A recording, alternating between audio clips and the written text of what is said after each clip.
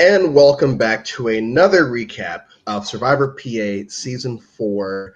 We're doing it extra early today because we've got a long day ahead of us. But it's me, Coach Drew, and Julia, as always. And today we have another special guest. I think this is, 4 weeks in a row. We've had someone from Survivor PA.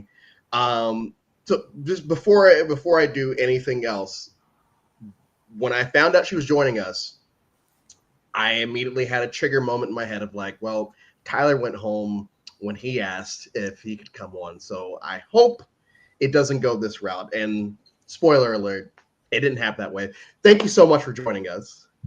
You're very welcome. I'm so happy to be here. Talk about the episode, put some respect on the Capone name because all we've had is Pink doing the after shows. So get a little other side of the story.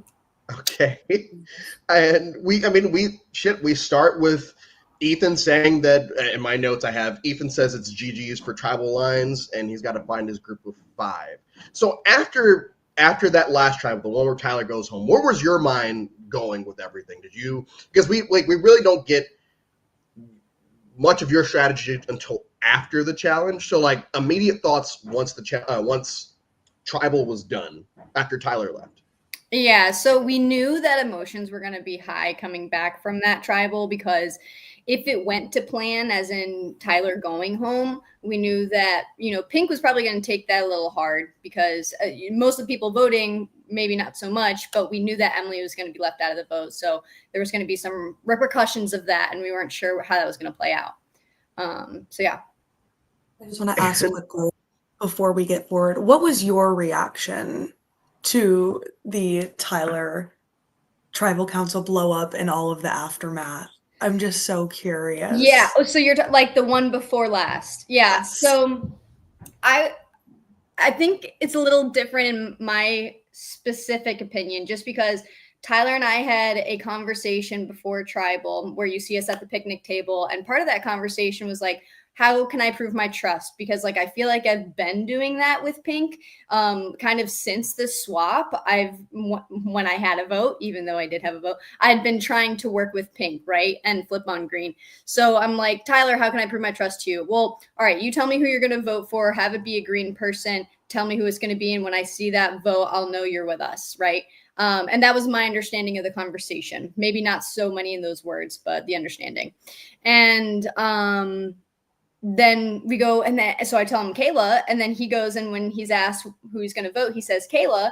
And then when he says, oh, it's very interesting that you guys are going back on each other, and I say, I'm not going to tell everybody, I told you who I was going to vote. So I don't know, I don't understand what this is about. But I did say, after Jabbar spoke up, because I didn't like it, and once Jabbar spoke up, I felt more confidence in saying something and not being the only one, and saying like, dude, you didn't know what we were going to do ahead of what you said you were going to do, even though he knew what I was going to do at least. And I had told Ethan, hey, let's vote Kayla, because I told him I was going to vote Kayla. So if you vote Kayla, then at least me and you can be on the Pink side when it's Pink versus green, as it seems as it's going as of current.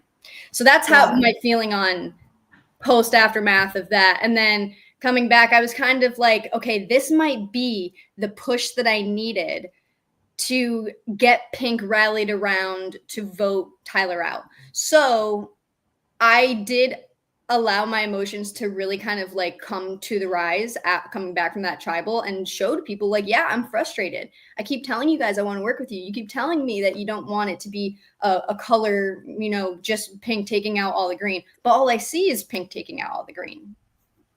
Yeah, I definitely just want to get your perspective because you were one of the people that spoke up at that tribal, and you seem to have very confident emotions with it all. Yeah. So, getting back to this post-tribal, the main storyline about the pre-challenge portion of this episode is Emily's pissed. And we hear Emily's pissed from J-Mac. We see Emily's pissed when talking to Jordan. And then I texted Julia about this, and I have it in my notes. Emily basically kills Lydia with her eyes for the large portion of their conversation. Like, I'm actively it's very similar to with this current season of actual Survivor, when David is accusing Joe of lying, and Yes. Joe is staring off into the distance as if, "Hey, I will hurt you if you keep talking to me." I'm not saying that Emily had Right. those intrusive thoughts, but it definitely felt that way because you could tell, one, that she's not listening to anything that's being said, and two, she's, what we find out later in confessional, she is probably holding back tears as well. Right. For me, yeah, I would say I'm probably like a 6 on an emotional scale of 10. But y'all have been out there now for 4 or 5 days. Yeah, I think this is day either 3 or 4 that we're on right now. And like me personally, I've never been in a live game longer than 48 hours. So like I was unprepared and you see it on the real show and everything, but like I felt like I was going crazy. No sleep. I couldn't control my emotions. Also, I'm trying to hide my emotions from everyone, as everyone kind of is, right? You don't want everyone to see your entire deck of cards. But yeah, so emotions were very high in general, and then that tribal, and then to Emily, and Lydia's conversation. Lydia was emotional, and obviously Emily's going to be emotional, and then you have two emotional people coming from different sides of a conversation talking to each other, and it's hard. You try to see it from both sides, and I think Emily is pretty perceptive in thinking that. I think she said something like, we all like each other. We're all good people. I don't think she has any animosity personally against anybody for what had happened. But I do think that Emily thinking that this could be a benefit for her because she sees how sorry people are and how much their effort is going towards making sure everything's okay and copacetic. Yeah. And I mean, shit, J-Max straight up says, only regret they have in this game right now is not letting Emily in on the plan during the last round. And that shows the type of, I guess, social power that Emily has with people, that people feel bad. Like they're either crying or giving straight up confessionals where they're saying, hey, I feel bad for doing this, and I don't feel bad about a lot of stuff here. Right. And I also think perception-wise, like, Emily and Tyler seemed like a duo or a pair. So Tyler going home leaves Emily as a free agent. And I think J-Max considering, okay, who's picking up Emily, right? I think J-Mac before this vote was probably perceivably closest. So it would make sense that J-Mac and Emily would become the tighter two. But maybe not so much in J-Mac's mind now because of this vote. So for you, after what had just happened with Tribal and game looking like it potentially could be fluid now, did you feel this challenge, like everyone wants to win every challenge, fine, whatever. Did you feel like this was a must win for one of your crew, or did you feel like it doesn't really matter because the game is now fluid? In that moment, I don't think I was thinking about anybody else except for myself. If I'm honest, I don't, and for myself, it was catch-22 either way, right? If I win, it maybe brings up my threat level a little bit because I think I've been doing an okay job at managing my risk there. And then secondly, yes, if I do win immunity, it's great, and I don't have to stress as much, and maybe I feel like more power to drive a vote. But also, do I want to be in that driver's seat yet? So. Am I throwing a challenge? No. Am I going to try my hardest? Yes. If I don't win the challenge, am I going to be torn up? Do I think that I'm in danger? No. Okay. Julie, what did you think about the challenge? The agitating, grating sound of those balls just going over and over and over and over and over. The challenge was really interesting. I think it's something I'd have a fun time doing, but God, I had to just mute the episode for a little bit. Which is ironic for later. I will say, and so before I went to the game, I unfortunately sliced open part of my thumb. So I had an open wound the entire time I was out there.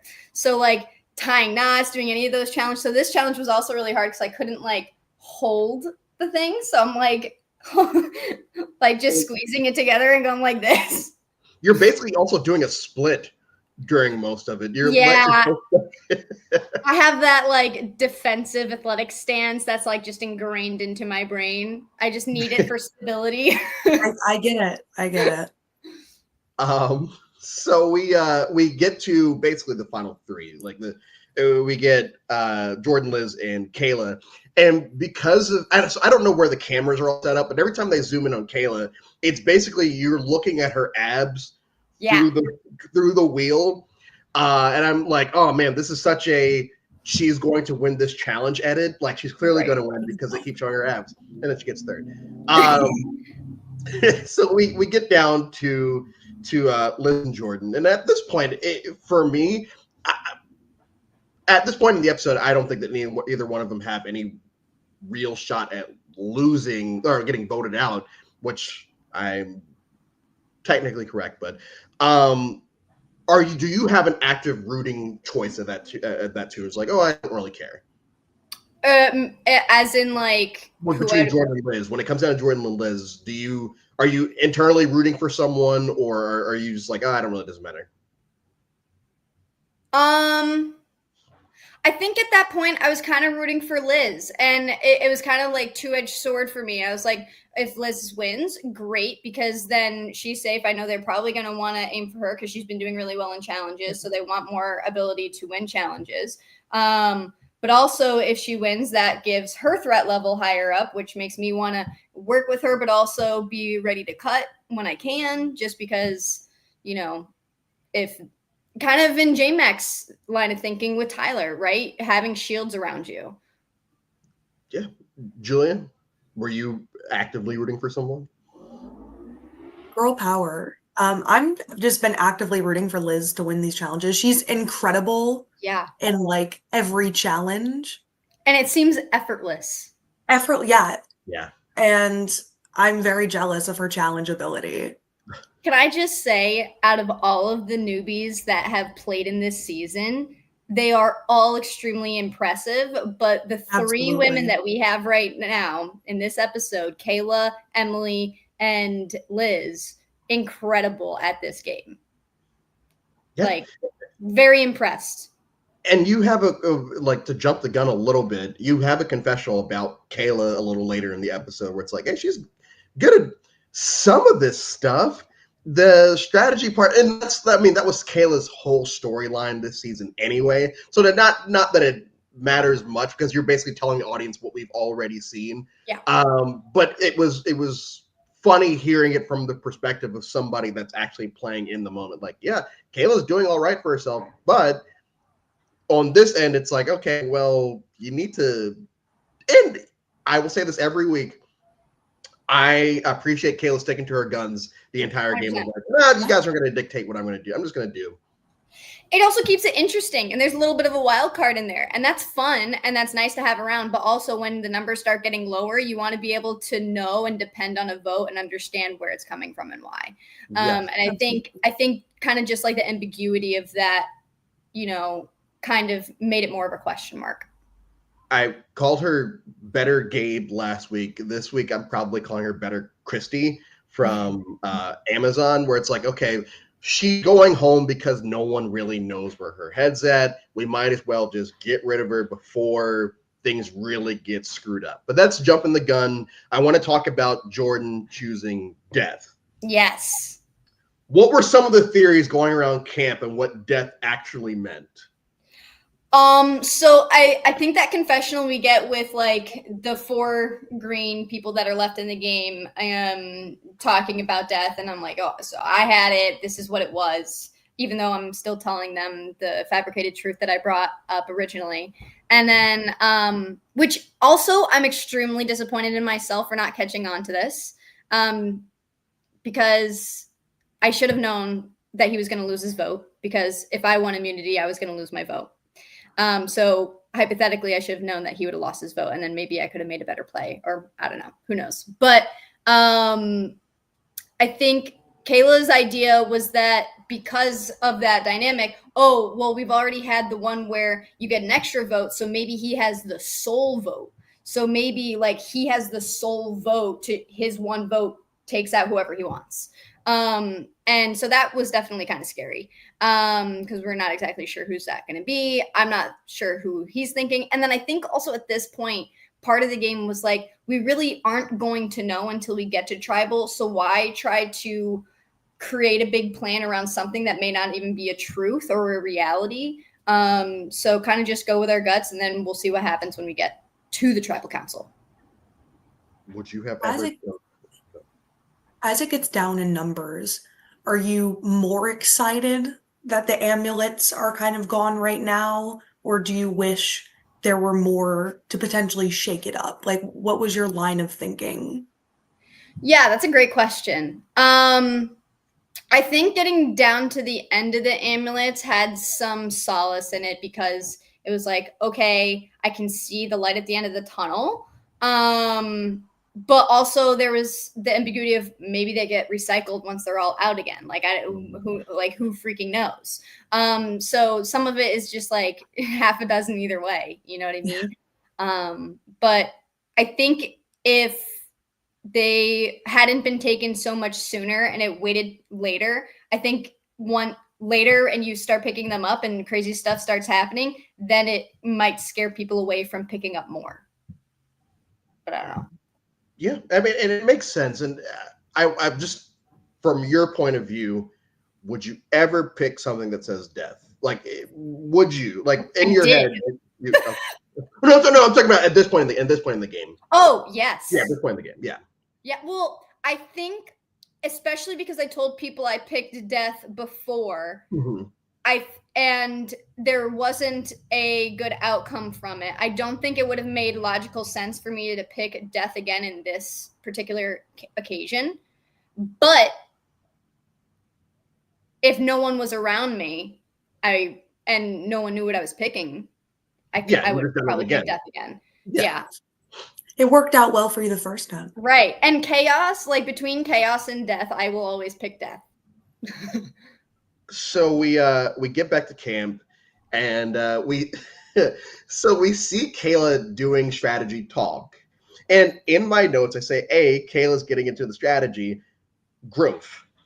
And then immediately cuts to your confessional. It's like, oh, well, her. It's like, okay, well, maybe I was wrong. How early in this process? Because it did seem like there's two things. One, it seemed like there were a lot of names, but really kind of seemed like Liz and Emily for a bit. Two, there were no subtitles, and you guys were at probably the quietest you've been the entire season for pretty much a unanimous vote. How much of this was actual fluff from what we're seeing, and how much of the time was actually spent on, hey, it's just going to be Kayla? It like that. I think the last scene you see before us going to the vote and me talking to J-Mac and Lydia, and I'm like, we literally don't know what we're doing and we're going right now. We did not know.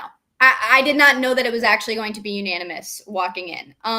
Because there were plans of like, we knew that Pink initially wanted Liz to go out kind of coming into this, and then the counter is going to be Emily, right? And then I think I might have been the one to start bringing up Kayla, or between myself and Ethan, because, you know, you see the confessional of us talking about, you know, we have that strategy and that's great, but it might be too little too late. And, you know, Ethan's talking about we need to find this 5 and we're not sure if this 5 is coming up. Then you have Jabbar talking about, you know, hey, let's try to blindside Emily, and which is not a bad play because we can see how big Emily is to a lot of the people on Pink and how much they were trying to kind of get back into her good graces. But also, is it that good of an idea for someone on the green who's trying to work with someone on Pink? Because now I may have pissed them off because I just voted out the person they are upset was upset at them and tried to work to get back in good graces, you know? So it really was like all over the place, I think. And that strategy portion felt so condensed and short. Not that like they gave us less time. I'm not saying that. It's just that when you have so much going around and so many conversations trying to happen, time runs out and maybe you don't know what's going on. Do you have an answer for J-Mac here? Oh, wait, is this the round we ate those beans? Are you talking about when I had to cut open the can? Ate the beans.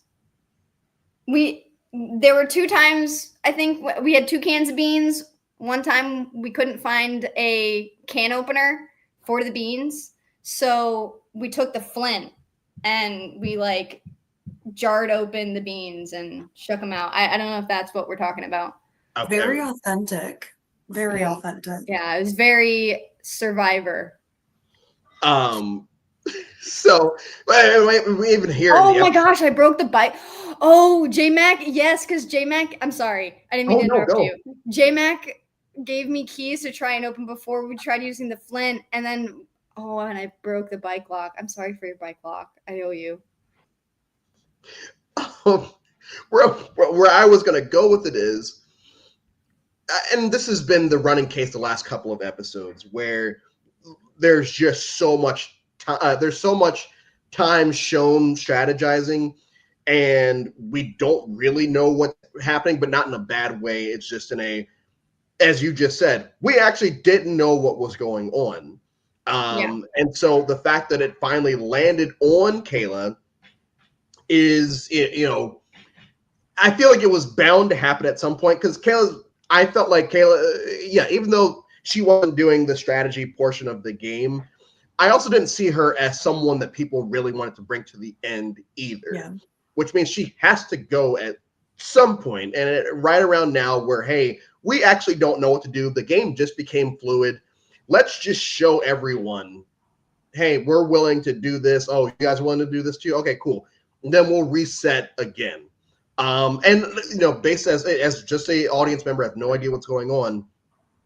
I do feel like this is the right thing to do after the Tyler vote of, hey, let's just continue to do this and just wait for the other shoe to drop and someone pull something off, because I think that's probably coming next episode.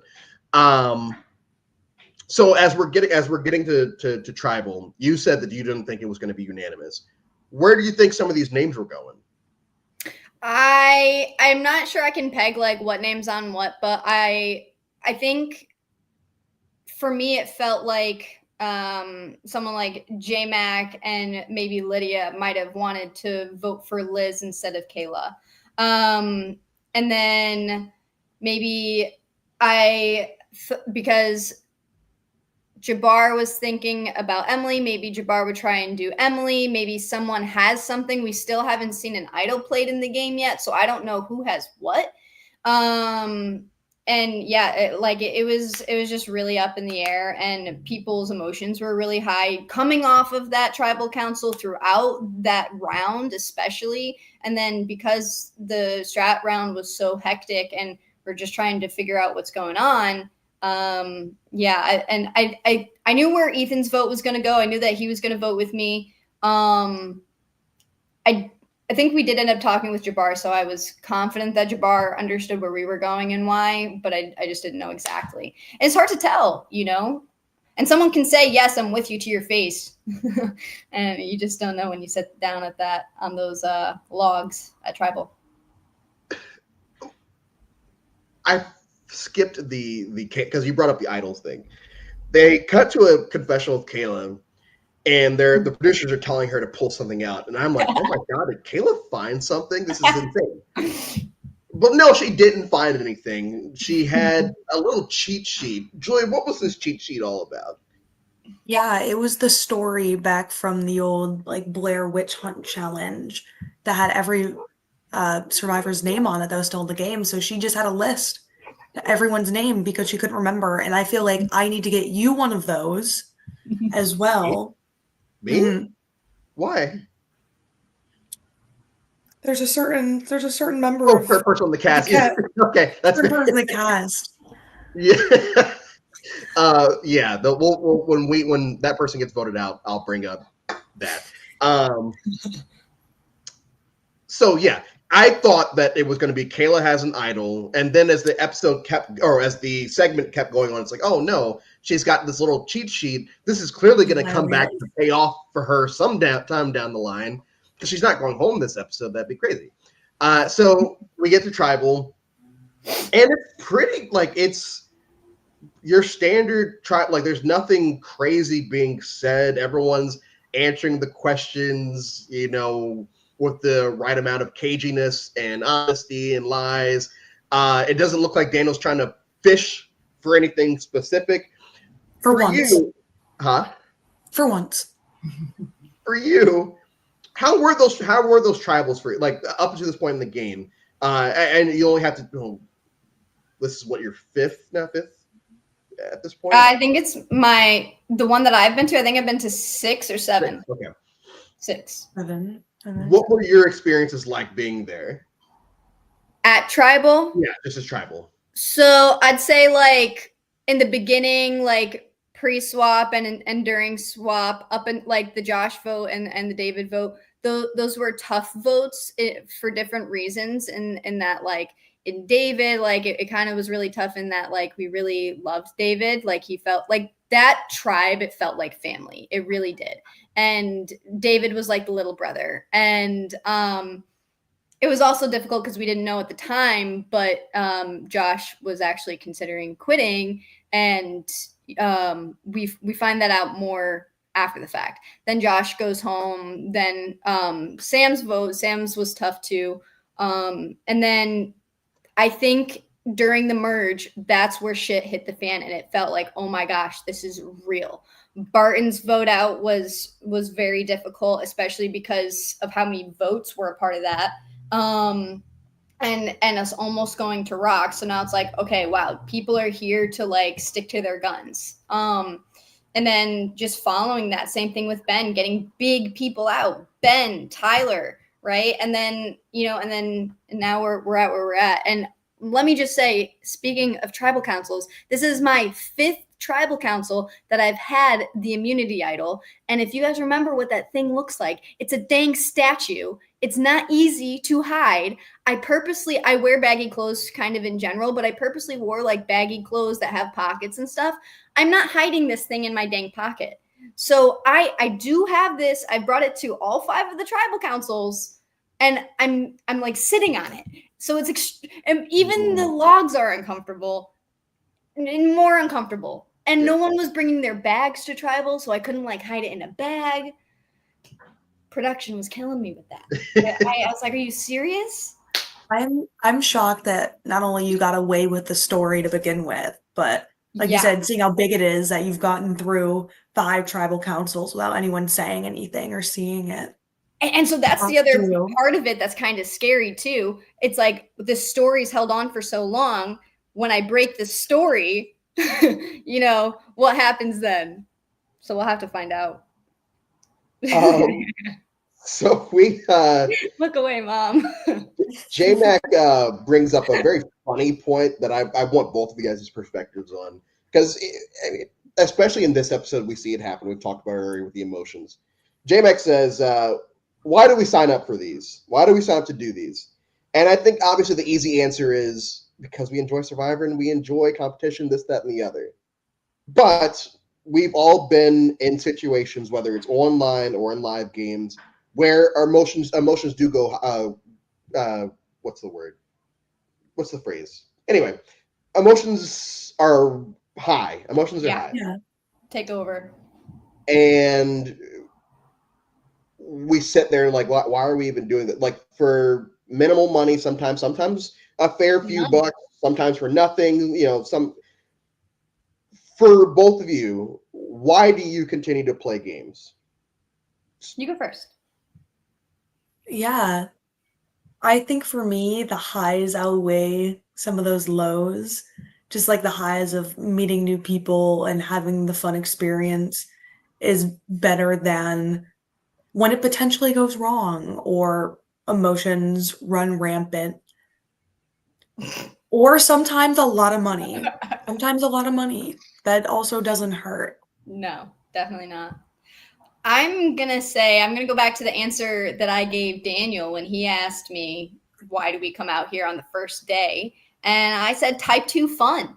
And I learned that at Outlast. I played Outlast and someone said that, and it's clicked with me ever since. A lot of people all like different types of fun. Some people like to go bungee jumping. Some people like to do puzzles. Some people like to play video games.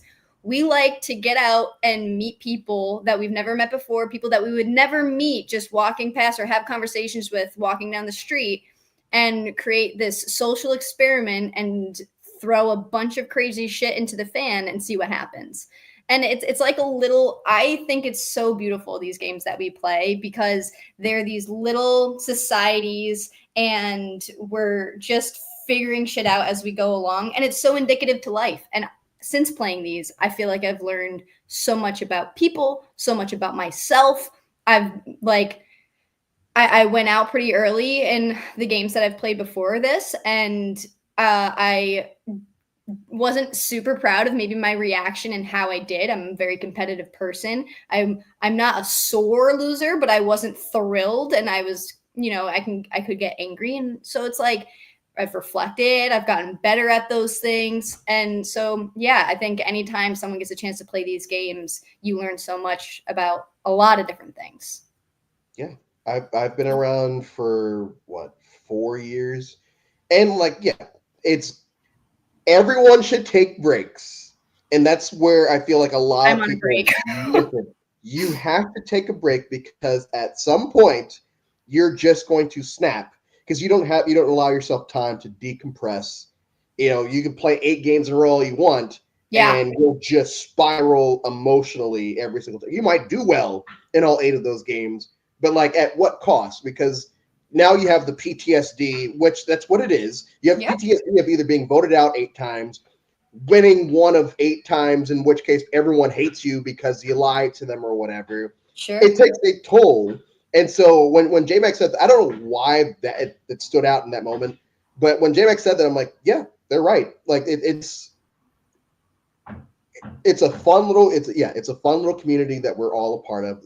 Let us do this at 11 a.m. on a Thursday. And I've met both of you through orgs. We played CTC Fans vs. Favorites, and we never even encountered each other. And when you showed up on this one for this cast, I know who she is. You won, right? CTC Fans vs. Favorites. Didn't you win that? Nah, I came in second. Kai won. She killed it. Yeah. Topher was. I got 2 votes, I think.